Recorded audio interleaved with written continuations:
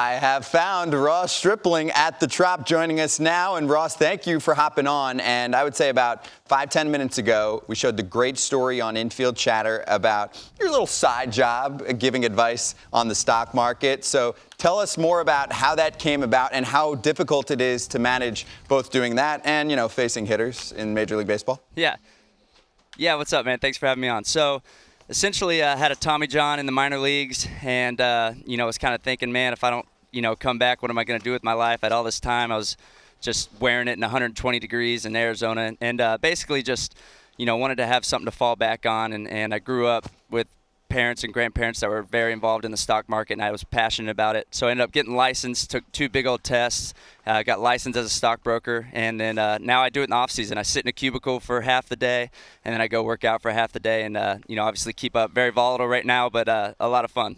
What's more stressful, when you have a big stock tip and you want it to work, or bases loaded, 7th inning, and you're trying to preserve a win? Oh, man, good question. It maybe depends on who's in the box. It's stressful if you have someone's money in your hands, and that's like their nest egg and what they're relying on in the future. So that's certainly a very stressful thing. But, man, if you're staring Mike Trout or Nolan Arenado, Goldschmidt, whoever with the bases loaded, that's pretty stressful too. I'd say in real time probably bases loaded, but over the course of a lifetime handling someone's money.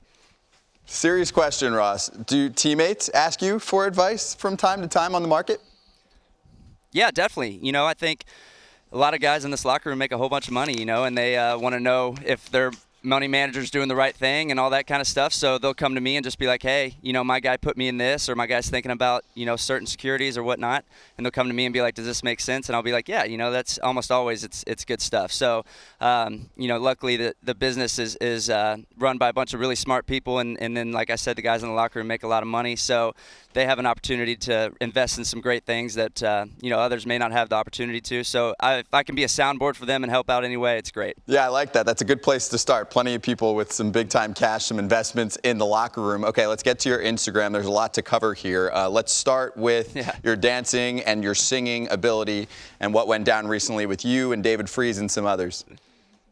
Yeah, so in spring training, we found out that Freese and Pollock could play the guitar, and obviously you need a lead singer. So me and Brock Stewart took a duet, and we did Kryptonite by Three Doors Down, and we changed the lyrics up to throw some shade at the guys in the locker room, and it ended up being a blast. Only about that 30-second tidbit was acceptable for Instagram, so we threw it on there. We'll see if the rest of the video ever makes it, but right now we're keeping it under wraps. I love it. Yeah, there it is. It looks great. Man, you are a talented dude, Ross. It's baseball, it's singing and dancing, it's giving out stock tips, and then also you have a podcast, and I saw Cody Bellinger on your Instagram, a picture with him. You got him on the podcast recently. So for someone like Cody, with the season that he's having, do you have to bribe him to get him on because he has so many interview requests? Not at all, man. What's great is we got a locker room full of guys that are really just great guys, and they're willing to help me out. I'm trying to get this podcast kind of off the ground, and obviously when you got an MVP candidate in your locker room, you want to get him on. And Cody's a kind of guy that sticks to himself and maybe doesn't open up a ton in interviews, so I was able to kind of sit him down and really kind of, maybe get him to open up more than he normally would and give the fans, kind of more insight into Cody Bellinger than maybe you'd normally get. And then other guys as well. We've had Bueller and Kike and his wife. So it's been a lot of fun. Actually, I think if anything, there's guys kind of getting mad at me for not having them on yet. So I got a line of guys that are waiting to get on the big swing. That's the best. When you make it popular enough that people are actually volunteering, then you don't have to worry about figuring out who the guest is each week. I love it. Also for fans, Ross, you're hooking them up with a contest on your Instagram account based on chicken fingers being posted during your bullpen sessions. Help me out here.